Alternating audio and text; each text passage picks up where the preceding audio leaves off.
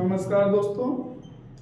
हम बात कर रहे हैं जो थ्योरेटिकल पर्सन है, लघुत्रात्मक पर्सन जो भी आते हैं, लघुत्रात्मक अति लघुत्रात्मक, और इन पर्सनों को आज से अपन कवर करना स्टार्ट करेंगे।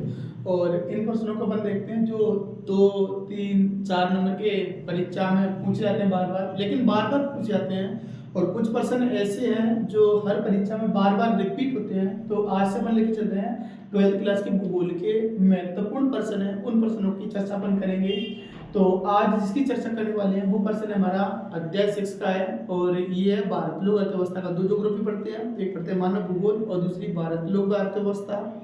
उसमें से भारत लोक अर्थव्यवस्था का चैप्टर है अपना 6 नंबर, और उसका नाम है जल संसाधन।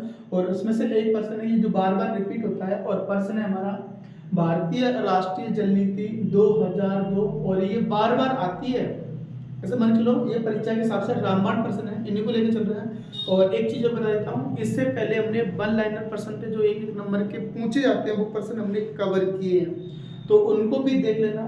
तो पर्सन देख लो, भारतीय राष्ट्रीय जल नीति 2002 की मुख्य विशेषताएं हैं, ये पूछी जाती हैं। अर्थात भारत में जो जल का उचित उपयोग हो, इसके लिए राष्ट्रीय जल नीति लाई गई थी 2002 में, और 2002 से ही जो जल का उपयोग है वो निर्धारित किया गया था कि किन किन क्षेत्रों में पहले प्राथमिकता होनी चाहिए। तो देख ले एक बार, भारतीय राष्ट्रीय जल नीति 2002 में प्राथमिक रूप से जिस क्षेत्रों पर बात की गई थी, तो सबसे पहले जल उपलब्ध होना चाहिए पीने के लिए, यानी कि प्राथमिक रूप से पहले पीने के लिए जल उपलब्ध होना चाहिए।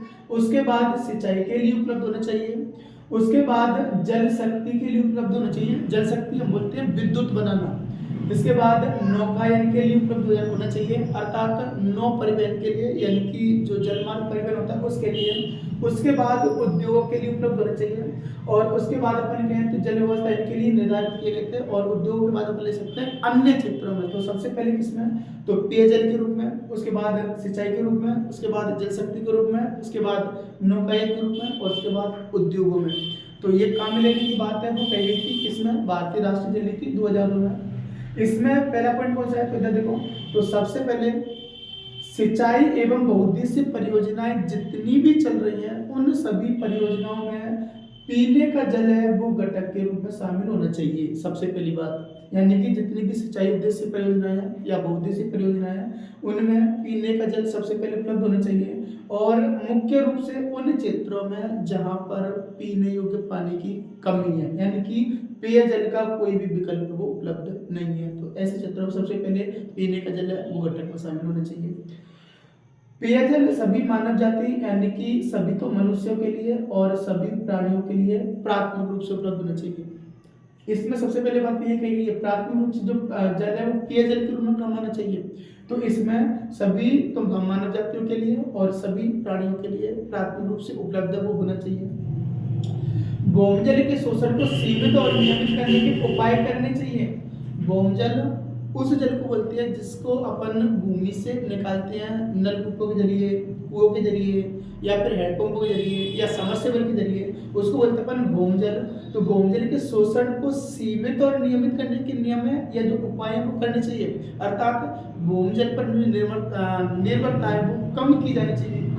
अगला पॉइंट है सतह और भौमजल दोनों ही, यानी कि सतह जल में तो नदियों के, झीलों के, तालाबों के पानी आते हैं, और भौमजल जिसका शोषण अपन भूमि से निकालते हैं या जिसका शोषण अपन भूमि से करते हैं। तो भौमजल के क्या नाम है, सतह और भौमजल दोनों की गुणवत्ता, यानी कि उसमें जो पानी में मिलने वाली जो अन्य प्रकार के रसायन है, उन रसायनों से पानी की गुणवत्ता खराब हो जाती है, उसकी क्वालिटी कम हो जाती है। तो उसकी क्वालिटी की या गुणवत्ता की नियमित जाँच होनी चाहिए, और जांच करने के लिए चरणबद्ध रूप से, यानी कि स्टेप बाय स्टेप कार्यक्रम है वो चलाए जाने चाहिए।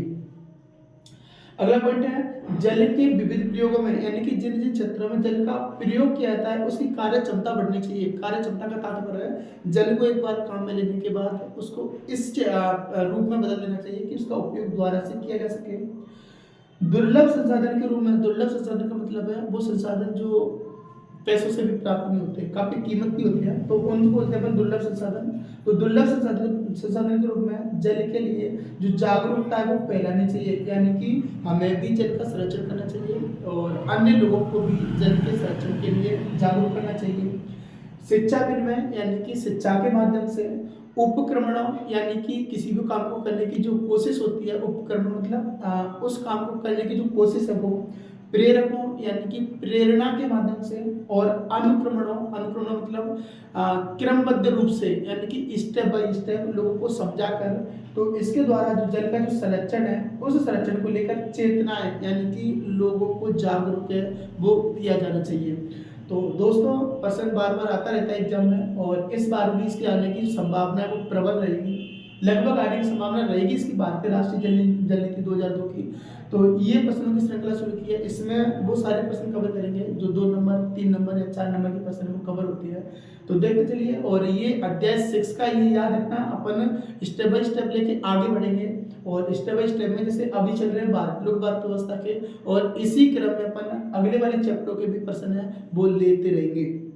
तो दोस्तों देखते रहिए, लेकिन दोस्तों के साथ शेयर करना ना भूलिए, दोस्तों के साथ शेयर कीजिए, और जानकारी अच्छी लगी हो तो वीडियो को लाइक कीजिए, और चैनल पर नए हो तो चैनल को सब्सक्राइब भी कीजिए, और दोस्तों के साथ शेयर करना ना भूलिए। देखते रहिए दोस्तों, आगे बढ़ते रहिए। धन्यवाद।